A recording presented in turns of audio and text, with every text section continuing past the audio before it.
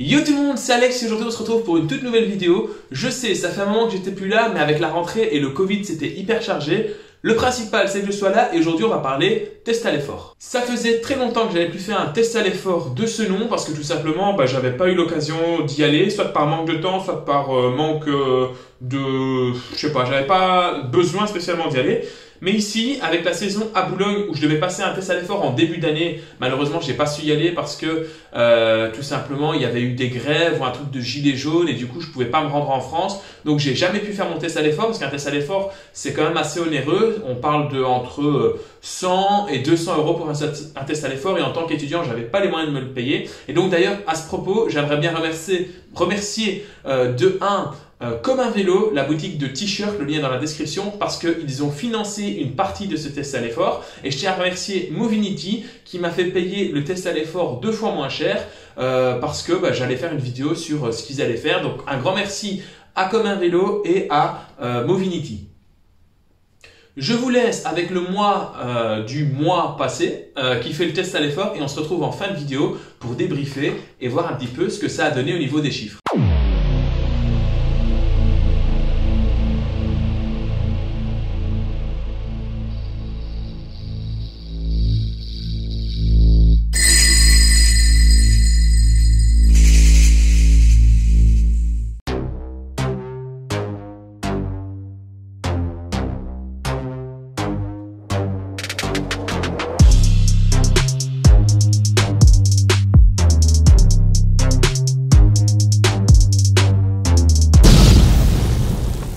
Et salut tout le monde et bienvenue dans cette nouvelle vidéo. Aujourd'hui on se retrouve pour une vidéo sur mon test à l'effort. Alors un test à l'effort ça sert à quoi? On le verra plus tard, mais en tout cas Damien et Julien qui ont créé Movinity sont en train d'installer mon vélo et on va bientôt commencer à faire ce test à l'effort qui va être douloureux pour moi et qui va réserver quelques surprises et plutôt des bonnes surprises. Allez, c'est parti. Salut à tous, je suis donc au test à l'effort et donc je suis avec les deux personnes qui m'ont fait passer le test. Vous allez vous présenter les gars et puis on va voir quelle est l'importance de faire un test à l'effort comme celui que j'ai fait aujourd'hui.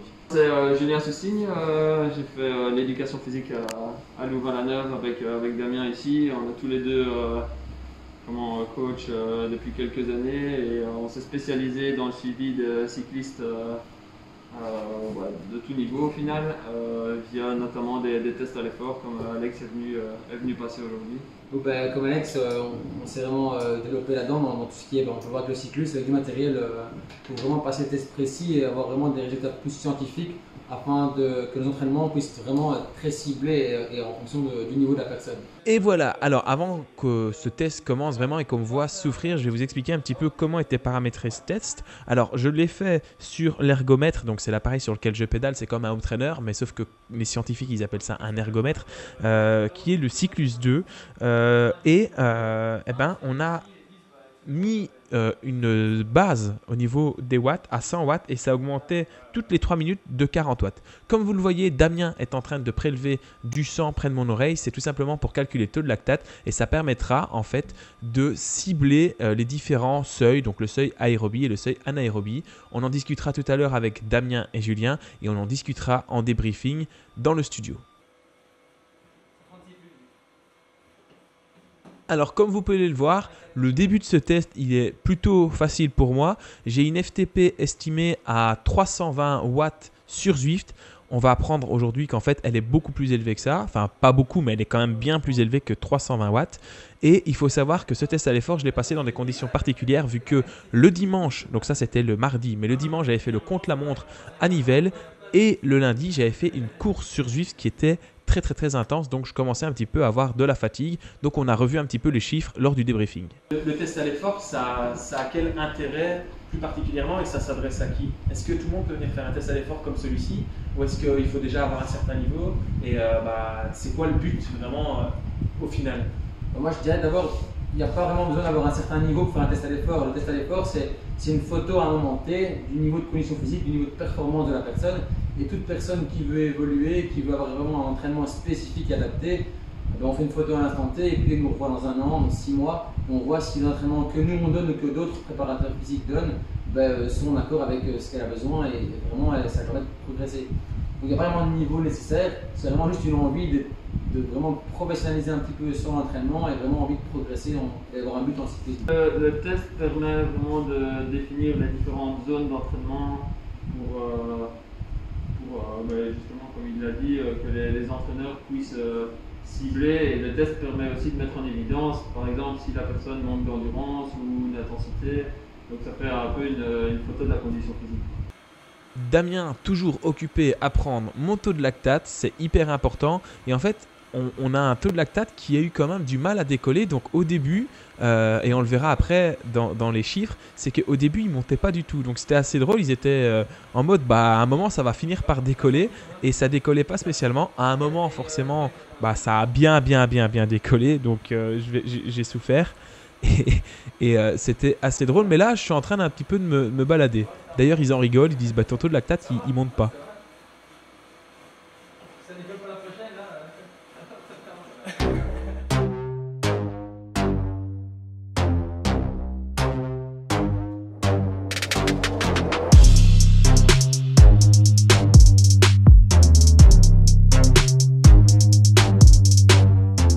Pour les données maximales vitesse, donc tu vois, comme je te dis tout à l'heure, tu rentrais dans le panier 420, tu fais 1 minute 30, donc en gros on coupe le panier en deux, on estime ta PMA à 400 watts, ce qui donne une PMA relative de 5,18 watts par kilo. Voilà, comme je te disais, tu vois, par exemple, si tu finis le panier 420, directement tu as 5,45 watts par kilo, donc ça peut vite varier. Encore une fois, aussi pareil. Si tu prends ton poids avec lequel tu te pèses le matin et que tu mets 73 kg, même chose, les chiffres ils peuvent varier assez vite. 4 secondes, 3, et pousse, 2, 1, continue jusqu'au bout, allez. Maintenant, au niveau, ce qui est vraiment positif et assez impressionnant ici sur le test, c'était le niveau de seuil, quoi, tu vois. Tu passes ton premier seuil à 280 watts. Franchement, c'est déjà ça. Donc, ce qui fait que, en gros, tu passes à 70% ta PMA. Habituellement, on est plus aux alentours de 65%, je veux dire, dans la moyenne, encore une fois. Donc voilà, au niveau de ta seuil, ils sont vraiment bons. Le deuxième seuil, il vient vite. Il vient vite, mais C'est pas grave, hein. allez, t'as quand même, si on prend au niveau des watts, tu vois, tu as 338 watts. Si tu prends le test FTP que tu as fait à 320 watts, on n'est pas si loin que ça. Donc c'est quand même, on peut faire un peu la relation entre les deux, quoi. Tu vois, donc ça vaudrait peut-être la peine une fois de refaire ici dans quelques jours un test FTP et voir si Je suis pas autour de 338. ouais, c'est ça, autour de 338 ou 330 encore une fois. Si on prend l'ensemble des données ici, et c'est ce qu'on voit sur le graphique ici en bas, c'est que tu as vraiment une très bonne endurance de base. Tu fais 1, 2, 3, 4, 5 paliers de livres vraiment en zone d'endurance. Et après tu décolles seulement à partir de. Voilà, ça c'est la donnée qu'on trouve ici. Donc la zone 3 ici, c'est la zone de tempo endurance haute au final. Et après ton seuil qui est relativement haut. Maintenant, c'est clair que si on veut encore, je veux dire, s'améliorer, c'est peut-être là-dedans que tu vas pouvoir augmenter tes prochains entraînements, mais c'est essayer d'agrandir un petit peu cette zone de résistance et de haute intensité, quoi. Merci les gars, et si on veut vous retrouver, ça se passe où?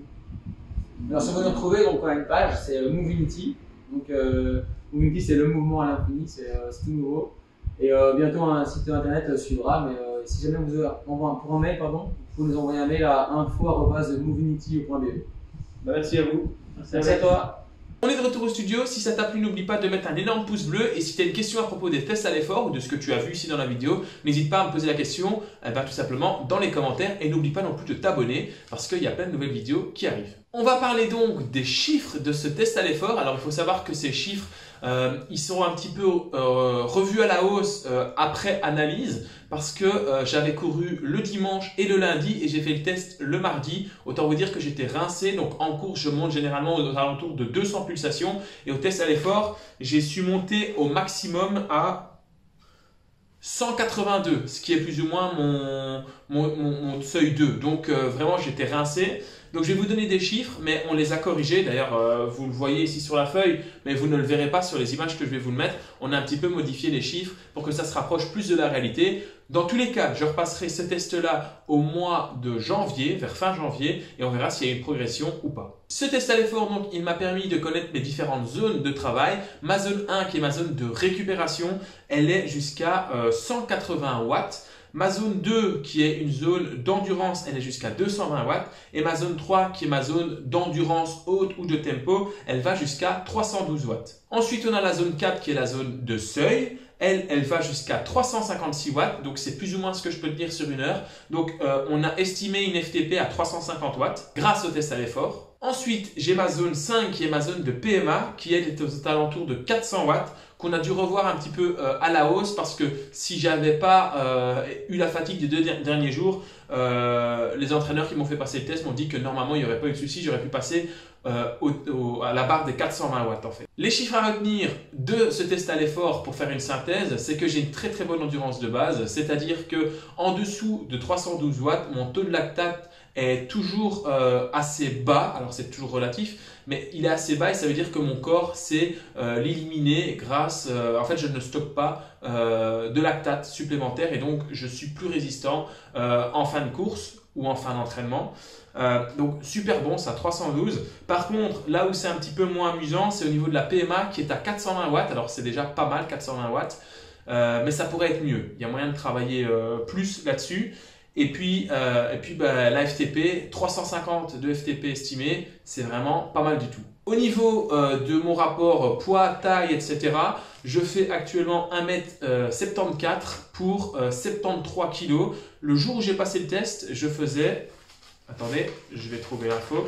Le jour où j'ai passé le test, je faisais 77,2 kg avec quelques vêtements. Ah non, pardon, ils ont enlevé le poids des vêtements. Donc 77,2 kg, mais c'était au soir et j'avais bouffé 2 hamburgers à midi. Donc à l'aise. Mais bon, maintenant je fais 73 kg. J'avais un pourcentage de masse grasse de 11%. Donc là, je suppose qu'il est plus faible vu que j'ai perdu quand même 4 kg. Donc c'est pas rien quand même. Donc c'est plutôt pas mal. Au niveau de la musculature, j'ai 65,3 kg de muscles. Donc ce qui équivaut à plus de 80% de ma masse corporelle. Donc c'est vraiment plutôt pas mal, hein, plutôt satisfaisant. Alors les conseils et les remarques de Julien, donc c'est des remarques qu'il m'a écrites sur mon plan d'entraînement. Il m'a dit « Bon test dans l'ensemble avec des seuils très hauts et une bonne endurance de base. Valeur maximale correcte mais encore améliorable. » Donc je suis aux alentours de 5,5, 5,7 watts par kilo. Peut-être un peu de fatigue des 2 jours précédents, donc il l'a quand même noté. Mettre des intervalles à haute intensité dans les prochaines séances d'entraînement. Donc voilà, je sais ce qu'il me reste à faire. Et en tout cas, c'était super cool d'aller passer ce test à l'effort. Ça va me permettre de mieux guider mon entraînement. D'ailleurs, vous retrouverez tout ça dans les prochaines vidéos. Ce sera très rapide, mais c'est super cool. On se reverra en janvier, fin janvier, pour refaire un test au même endroit, dans les mêmes conditions. Donc, on verra si l'hiver a été bénéfique pour moi au niveau endurance, au niveau musculature, au niveau perte de poids.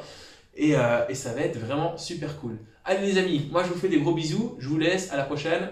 Salut